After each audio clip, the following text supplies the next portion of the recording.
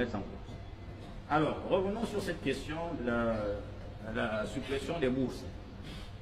On nous dit que c'est trop cher, d'accord? Et on nous dit que ceux qui bénéficient de ces bourses ne reviennent jamais. D'accord? Alors, comme on ne va plus envoyer ces enfants aux États-Unis, on les envoie où? Au Sénégal.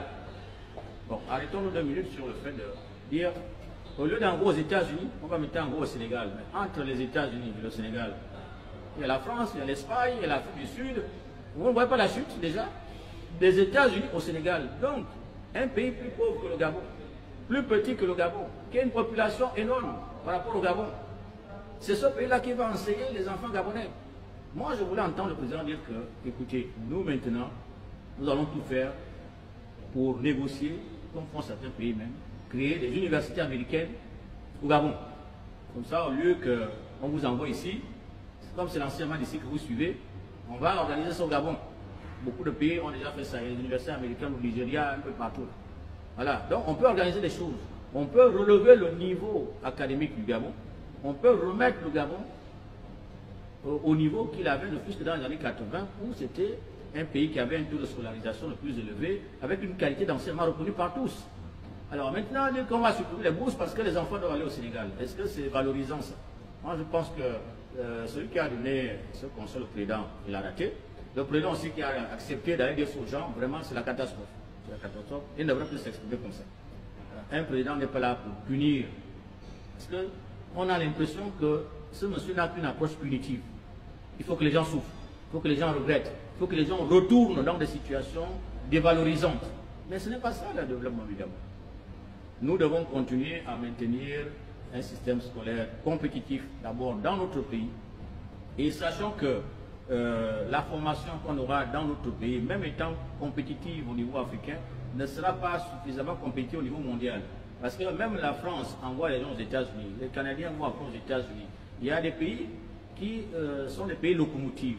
Et ce n'est pas normal qu'on dise que les Gabonais ne peuvent plus y aller, même lorsqu'il s'agit des plus talentueux. Ce n'est pas normal. Il faut maintenir, moi je dénonce cette décision, parce que d'abord on ne sait pas si ces gens-là restent là-bas parce qu'ils veulent le faire. Est-ce que notre État aussi est devenu attractif? Oui, mais Monsieur le Président de la République a été bien clair, signifiant qu'une fois les études terminées en Europe, les citoyens gabonais ne voudraient plus rentrer et servir leur pays. Mais s'ils doivent venir ici pour être au chômage ou bien pour soulever les vallées des hommes politiques, quel attrait? Si je n'avais pas eu le concours de l'école des impôts, peut-être que je serais resté en France. Vous savez ce que ça fait quand vous avez été dans ces grands pays, quand vous avez fait des bonnes études, et vous rentrez chez vous, c'est vous qui demandez la bière à tous les gens qui font les petits métiers, hein, vos frères et sœurs qui vous ont vu partir avec beaucoup d'envie, et quand vous revenez, c'est vous qui mangez dans leurs mains, et ça démontrait quoi? Vous qui caractérisez l'espérance pour eux. Pour eux, vous incarnez la misère. La misère, la mendicité. On revient souvent des études à l'étranger suffisamment âgés. Mais vous revenez, vous n'avez pas de moyens, même pour prendre une femme, vous n'avez pas, vous lavez vos habits seuls. Hein? Vous avez du mal à vous nourrir. Si vous avez trouvé vos parents à la retraite, le niveau de vie a chuté, vous n'avez plus vous nourrir correctement. Qu'est-ce que les gens font? Ils devraient d'abord renverser cette situation, rendre le Gabon attractif dans les années 80. Est-ce que les gens le font? Dans les années 80, quand ce pays-là bouillonnait, quand ce pays-là faisait travailler tous les Africains, quand on avait un retard qui construisait le chemin de fer dans les années 80, est-ce qu'on a enregistré ça? Tous les étudiants, ils sont venus, moi je prends par exemple l'exemple de nos aînés angolais.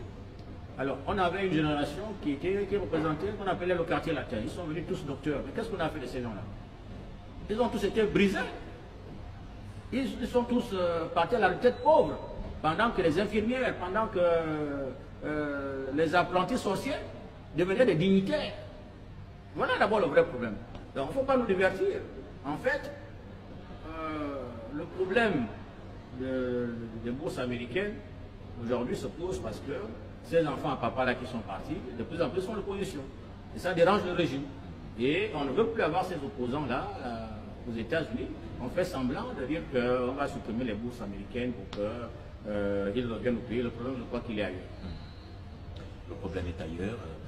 mais tout de même, il y a le souhait de rebâtir, de reconstruire, et il faudrait justement que tout le monde se mette en synergie. Et c'est d'ailleurs l'appel que lance le chef de l'État à toutes les composantes en vue de rebâtir. Mais le chef de l'État lui-même, il est entouré de beaucoup de gens qui ont vécu aux États-Unis. Il les a fait venir comment? Il y a toute une diaspora qui est rentrée là pour le dialogue, pour les activités politiques. Pourquoi cela vient? Pourquoi pas les autres?